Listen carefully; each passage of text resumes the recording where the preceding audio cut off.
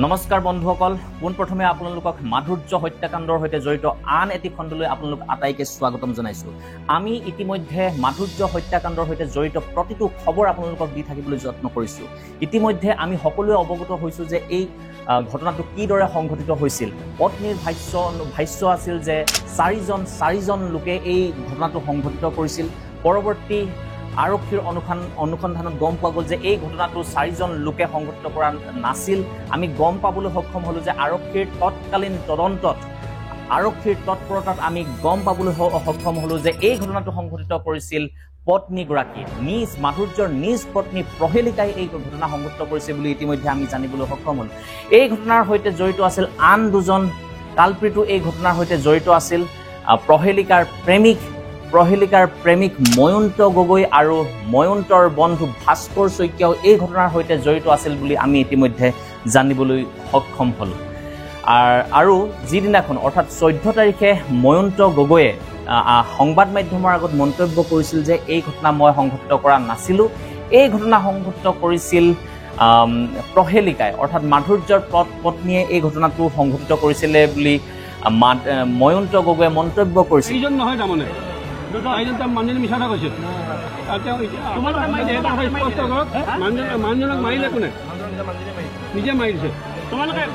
কিন্তু এতিয়া অন্য এক ৰহস্য ফাদিল হৈছে যে পৰিয়ালৰ লোকে জনোৱা অনুসৰি, পৰিয়ালৰ লোকক মাধুৰ্যৰ কণমানিগৰাকীয়ে জনোৱা অনুসৰি এই ঘটনাৰ সৈতে সোঁশৰীৰে উপস্থিত আছিল ময়ন্ত গগৈ।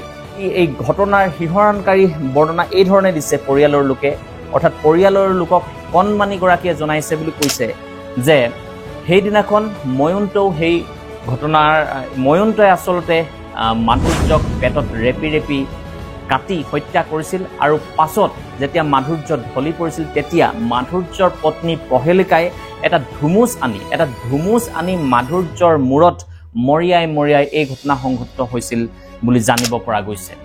ইতিমধ্যে আমাক সংবাদ মাধ্যমৰ আগত পৰিয়ালৰ লোকে এই কথা সদৰি কৰিছে আৰু পৰিয়ালৰ লোকক নিজ কন্যা 6 বছৰীয়া কন্যাগৰাকীয়ে কান্দি এই কথা প্ৰকাশ কৰিছে যে মোৰ মায়ে আৰু এগৰাকী খুৰা বুলি কৈছে এই ময়ন্তৰ কথা, খুৰাই এই ঘটনাটো সংঘটিত কৰিছিলে বুলি কণমানিগৰাকীয়ে মাধুৰ্যৰ বায়েক বা তেওঁলোকৰ আত্মীয় স্বজনক জনাইছে।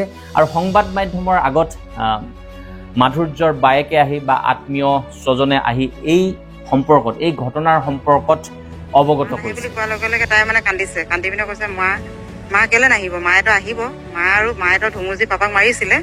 তাই মানে সেইদিনাৰ পৰা কথা মুখ খোলা নাছিলে, কিন্তু কালি মানে ইমানেই কান্দিছে, কান্দি কৈছে বোলে মায়েতো বোলে পাপাক ধুমুজি মাৰিছে। আৰু আশাপ্ৰিয়াৰ মানে আশাপ্ৰিয়া ভায়েক বুলি কৈছে তাই, আশাপ্ৰিয়াৰ ভায়েকে বোলে আশাপ্ৰিয়া বুলি কৈছিলে তাই ন, আশাপ্ৰিয়াৰ ভায়েকে বোলে ধুমুজি মানে দাঁতি কাটি আছে আৰু বোলে মায়ে বোলে ধুমুজি মাৰি আছে। সুধিলো কেনেকে মাৰিলে, তেতিয়া কৈছে পাপাই বোলে এনেকে কৰি ঠেলি আহি পিনে লৈছিলে বোলে, তলত পৰিলে পাপা। তেতিয়া পাপা পৰাৰ লগে লগে বোলে আকৌ আগফালেদি মোক কোনফালে মাৰিছে, তাই কৈছে আগফালেদি মাৰিছে বোলে। এতিয়াও কিন্তু এই ঘটনাৰ প্ৰকৃত ৰহস্য কিন্তু এতিয়াও ফাদিল হোৱা নাই। আমি ইতিমধ্যে জানিবলৈ সক্ষম হ'লো যে ময়ন্তই সেই নিশা প্ৰহেলিকাক স্লিপিং টেবলেটৰ যোগান ধৰিছিল। এতিয়া ৰাইজৰ মাজত প্ৰশ্নৰ উদয় হৈছে, ৰাইজৰ মনত এতিয়া সন্দেহ উপজিছে যে সেইদিনাই অকল ময়ন্তই সেই স্লিপিং টেবলেটৰ যোগান ধৰিছিল নে? এতিয়া ৰাইজৰ মনত, চাবুৱাবাসীৰ মনত আন এক সন্দেহে বিৰাজ কৰিছে যে ময়ন্তই সেইদিনাই অকলে সেই স্লিপিং টেবলেট যোগান ধৰা নাছিল। আগতেও তেনেধৰণে স্লিপিং টেবলেট খুৱাই মাধুৰ্যক অচেতন কৰি ময়ন্ত আৰু প্ৰহেলিকাই হয়তো ৰাইজে সন্দেহ কৰিছে, মই সন্দেহ কৰিছে বুলি কৈছোঁ, এতিয়া ৰাইজে সন্দেহ কৰিছে। আৰক্ষীৰ পৰৱৰ্তী তদন্তত নিশ্চয় প্ৰকৃত ৰহস্য ফাদিল হ'ব। এতিয়া ৰাইজে সন্দেহ কৰিছে যে আগতেও ময়ন্তই এই ধৰণে স্লিপিং টেবলেট যোগান ধৰিছিল আৰু মাধুৰ্যক এই ধৰণে স্লিপিং টেবলেট খুৱাইছিল, আৰু তেওঁলোকে স্লিপিং টেবলেট খুৱাই লৈ মাধুৰ্যক অচেতন কৰি তেওঁলোকে অবৈধ কামত লিপ্ত হৈছিল বুলি এতিয়া ৰাইজে সন্দেহ প্ৰকাশ কৰিছে। গতিকে এই ঘটনাৰ উচিত যি ৰহস্য, সেই ৰহস্য এতিয়াও কিন্তু ফাদিল হোৱা নাই। মাধুৰ্য হত্যাকাণ্ডৰ উচিত তদন্তৰ দাবীত, মাধুৰ্য হত্যাকাণ্ডৰ উচিত ন্যায়ৰ দাবীত, মাধুৰ্য হত্যাকাণ্ডৰ প্ৰকৃত দোষীক উচিত শাস্তি প্ৰদানৰ দাবীত আপোনালোকে যাতে কমেণ্ট বক্সত আপোনালোকৰ নিজৰ মন্তব্য প্ৰকাশ কৰিব বুলি আশা কৰিছোঁ।